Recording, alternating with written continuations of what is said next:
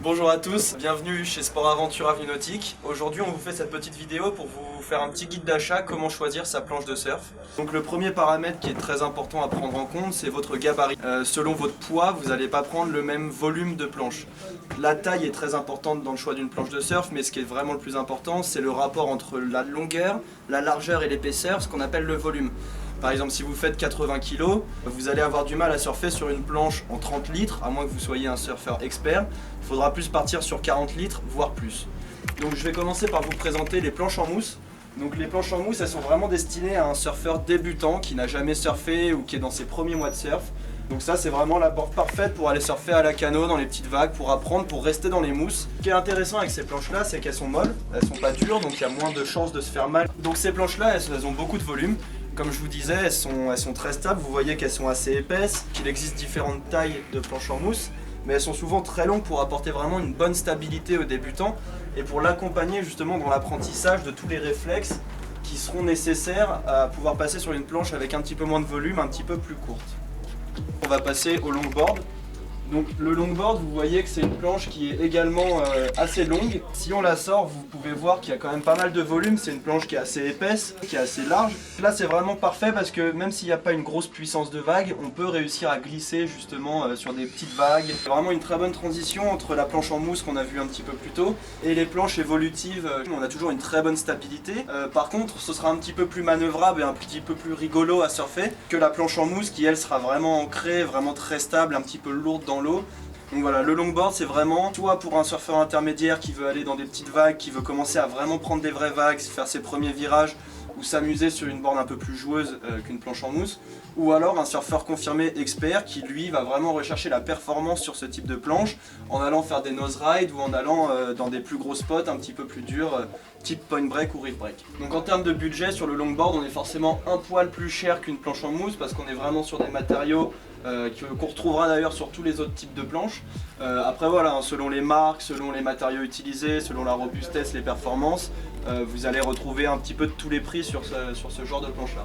La prochaine planche que je voulais vous présenter c'était les funboards ou ce qu'on appelle aussi évolutive. Donc ça c'est vraiment une parfaite transition entre le softboard et le shortboard. On peut commencer à faire quelques petites manœuvres, on peut commencer à prendre de la vitesse. Ça c'est des planches qui sont quand même volumineuses. Vous voyez que par exemple cette planche elle fait quasiment 42 en volume. On a quand même une rame assez facile, on ne va pas galérer à être pris dans la vague. Vous voyez qu'elle reste assez épaisse, beaucoup moins que ce qu'on a vu précédemment. Donc on est sur des planches qui seront plutôt pour un surfeur de niveau intermédiaire, intermédiaire plus. On a un petit peu moins de stabilité et on est quand même sur une planche qui comparée à un shortboard sera vraiment stable, qui aura une bonne flottaison et qui sera surtout facile à la rame. Là voilà, c'est pour un surfeur qui veut aller dans des conditions, je dirais maximum 1,5 m. Éviter un petit peu les vagues creuses des landes parce qu'on n'a pas beaucoup de rockers. Donc comme vous voyez, c'est souvent des planches qui ont un cambre assez plat. On prend les vagues beaucoup plus facilement si on n'a pas de rocker. Vraiment sur ce type de planche qu'on va finir par avoir le niveau de passer sur une shortboard qu'on verra tout de suite. Pour vous montrer quelques planches évolutives, là par exemple on a cette magnifique Liptech. Il y a un petit peu de tout, ça dépend de votre niveau, de votre budget et très souvent c'est quand même des planches qu'on peut garder assez longtemps, qui sont dans des constructions hyper solides. Par exemple cette Liptech c'est réputée pour être la planche la plus solide du marché. La Torque qui est également faite d'époxy, donc qui sera également très solide. Donc voilà un petit peu pour les évolutives.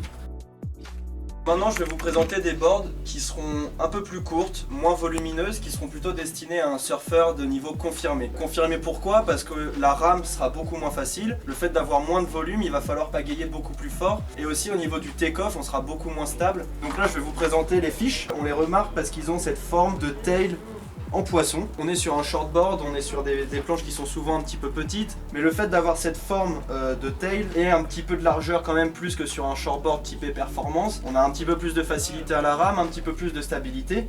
Par contre c'est des planches qui sont super joueuses, avec lesquelles vous allez pouvoir vraiment travailler vos manœuvres. Vous allez pouvoir vraiment commencer à pouvoir surfer des vagues un peu plus creuses, un peu plus grosses. Donc la dernière planche que je voulais vous présenter c'est le shortboard. Là c'est un petit peu l'aboutissement de beaucoup de mois de surf sur des planches un petit peu plus volumineuses, un petit peu plus grosses. On est sur des planches qui sont souvent très fines, ont beaucoup moins de volume comme je vous expliquais tout à l'heure, donc qui vont être plus dures à prendre en main parce qu'on a moins de stabilité. Les shortboards ça va de la taille à peu près 5,4 jusqu'à 6,9, on trouve vraiment différentes tailles. Par contre c'est des planches qui vont vraiment pouvoir prendre de la vitesse, qui vont vous amener dans des vagues beaucoup plus creuses, beaucoup plus puissantes, beaucoup plus grosses. Là vous pouvez avec un shortboard, vous pouvez très bien aller surfer à la gravière dans une vague de 2 mètres mètres. Vous pouvez vous caler des tubes, vous pouvez vraiment faire toutes vos manœuvres. C'est vraiment la planche performance de toute la gamme de surf que je vous ai présenté avant. Pour les shortboards, en termes de budget, c'est pareil, on retrouve un petit peu de tout en fonction de la marque, en fonction de la construction. Ça va grosso modo de 450 à 900 € pour les plus chers. Mais voilà, c'est vraiment la planche qui va vous apporter le plus de performance, mais il faut quand même déjà avoir un niveau confirmé plus pour commencer à s'amuser sans galérer sur ce type de planche. Merci à tous d'avoir regardé cette vidéo, j'espère que grâce à nous vous y voyez un petit peu plus clair et que vous savez exactement quel board il vous faut. N'hésitez pas, si vous avez d'autres questions, à nous joindre directement sur le chat ou à passer en magasin à Bordeaux. Comme vous pouvez le voir, on a un très beau quiver, on a des planches pour tous les niveaux, tout type de vagues. On a des experts en magasin pour vous conseiller et pour en savoir plus. On a plein d'autres produits, donc n'hésitez pas à passer nous voir, ce sera un plaisir pour nous de vous accueillir ici.